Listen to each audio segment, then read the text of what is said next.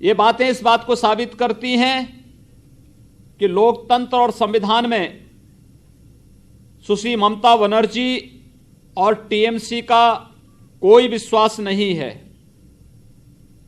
जो लोग अभी हाल ही में वेस्ट बंगाल जाकर के लोकतंत्र के नाम पर टीएमसी के मंच पर थे, उन सबको भी स्वयं अपने आंचल में झांकना चाहिए कि सरकार जो लगातार वहां पर जनभावनाओं को दबा रही है, कभी शारदीय नवरात्र में मां दुर्गा की पूजा से रोकने का कुत्सित प्रयास किया जाता है।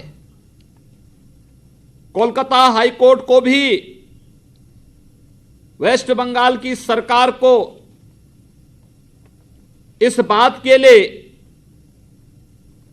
सरकार को कटघरे में खड़ा करने के लिए मजबूर होना पड़ा, जिससे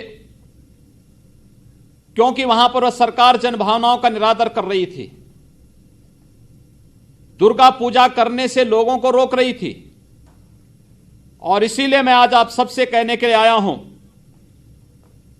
कि जिस मजबूती के साथ बंगाल के कार्यकर्ताओं ने टीएमसी के गुंडों का मुकाबला किया है, वह लोकतंत्र के लिए आप जैसे कार्यकर्ताओं को मैं अभिनंदन करता हूं। और मैं आप सबका आह्वान करता हूं कि आप सभी टीएमसी की इस गुंडागिर्दी के खिलाफ लड़ें। हम सब आपको आश्वस्त करते हैं, यह सरकार हमें रोक नहीं पाएगी।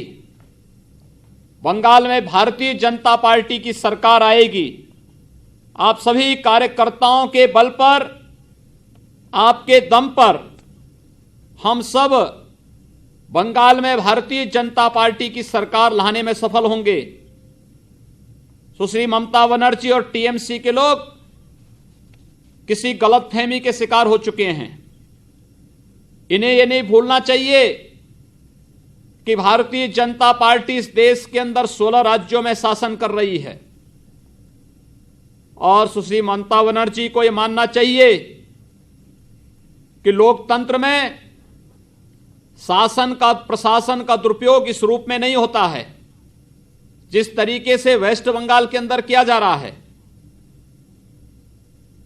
लोकतांत्रिक तरीके से चलने वाले कार्यक्रमों और आंदोलनों को जिस तरीके से कुचलने का कार्य हो रहा है, यह अत्यंत निंदनीय है। हम इसकी निंदा करते हैं। और वहां का प्रशासनिक तबका जिस तरीके से टीएमसी के वर्कर के रूप में कार्य कर रहा है, यह भी स्वीकार्य नहीं होना चाहिए। मैं एक बार पुनः आप सबका आह्वान करूंगा। आपने देखा होगा 1 फरवरी को आदरणीय मोदी जी के नेतृत्व में केंद्र सरकार ने आजादी के बाद का सबसे अच्छा बजट देश के सामने प्रस्तुत किया है। यह बजट इस देश के गांव, गरीब, किसान, नौजवान, महिलाएं और समाज के प्रत्येक तबके के हितों के लिए पूरी तरह समर्पित बजट है। इस बजट के माध्यम से 12 करोड़ किसानों को सीधे सीधे लाभ होने जा रहा है। यह बजट देश 10 करोड़ मजदूरों को 60 वर्ष की उम्र के बाद 3,000 रुपये की मासिक पेंशन देने की व्यवस्था करती है।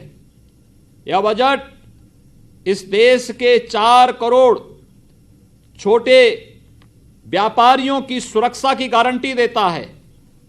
और यह बजट इस देश के नौकरी पेशा मध्यम वर्गीय परिवारों को आय की सीमा में छूट देकर के उन्हें बेहतर भविष्य की ओर एक नया विश्वास दिलाती है। और इसीलिए आज के उस अवसर पर मैं आप सबका आह्वान करूंगा कि आपने वेस्ट बंगाल के अंदर सुश्री ममता बनर्जी की, टीएमसी की और लोकतांत्रिक सरकार के खिलाफ जिस प्रकार का मोर्चा जनतंत्र बचाओ रैली के माध्यम से संभाला है, मैं एक बार पुनः भारतीय जनता पार्टी और उन सभी समर्थकों का अभिनंदन करता हूं जो हर विपरीत परिस्थिति का सामना करते हुए इस अराजक